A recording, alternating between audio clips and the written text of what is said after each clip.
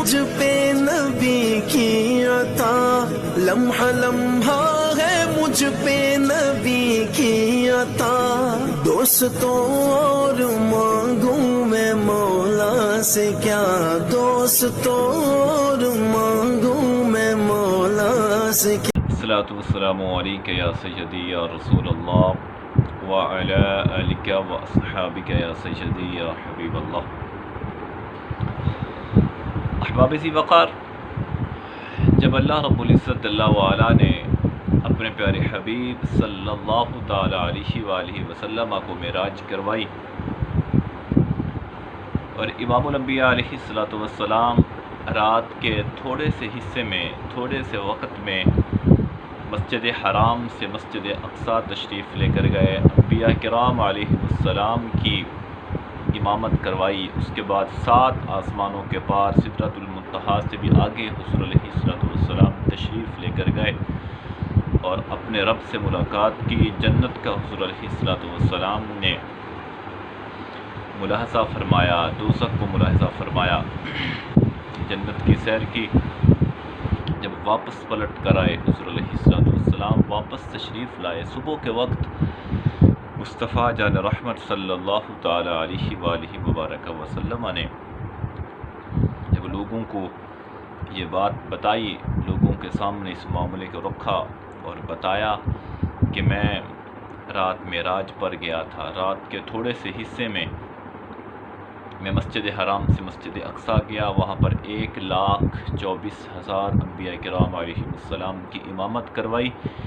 امامت کے بعد میں 7 آسمانوں کے پار سدرۃ المنتہا سے بھی آگے گیا اور اپنے رب سے ملاقات کی، میں نے جنت کی سیر کی، دوزخ کو ملاحظہ کیا اور رات کے چند لمحوں میں واپس پلٹ آیا تو کفار اور مشرکین میرے مصطفیٰ جان رحمت صلی اللہ تعالی علیہ وآلہ وسلم کا مذاق اڑانے لگے اور کہنے لگے یہ بات کس طرح سے ممکن ہے؟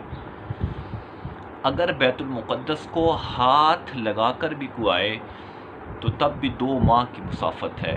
2 مہینے چاہیے، ایک جانے کے لیے اور ایک واپس پلٹ کر آنے کے لیے،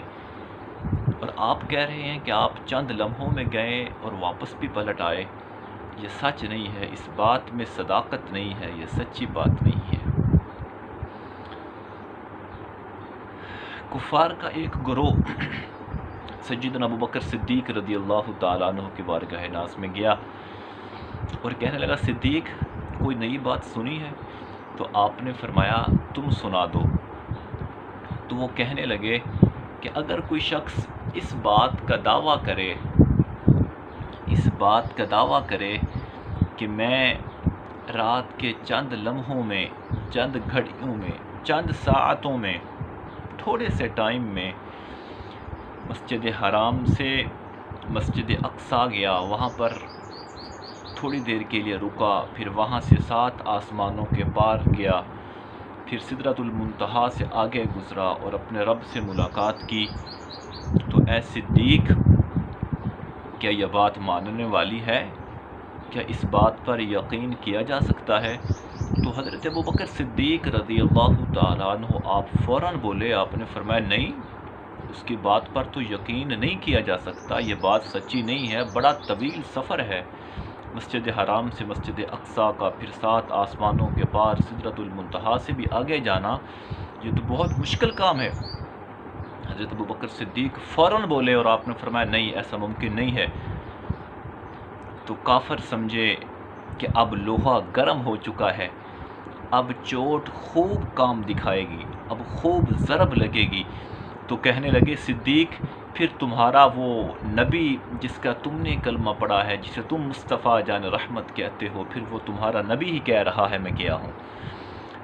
تو حضرت صدیق اکبر رضی اللہ تعالی عنہ کے مبارک پاؤں پر لگنے والی خاک کے میں قربان جاؤں، آپ نے فرمایا کافرو سن لو، اگر میرے مصطفیٰ فرماتے ہیں تو پھر سچ فرماتے ہیں۔ اللہ اکبر۔ اللہ رب العزت جل وعلا ہم سب کو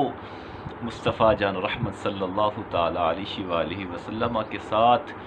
سچی اور پکی محبت کرنے کی توفیق عطا فرمائے۔ وآخر دعوانا ان الحمد للہ رب العالمین۔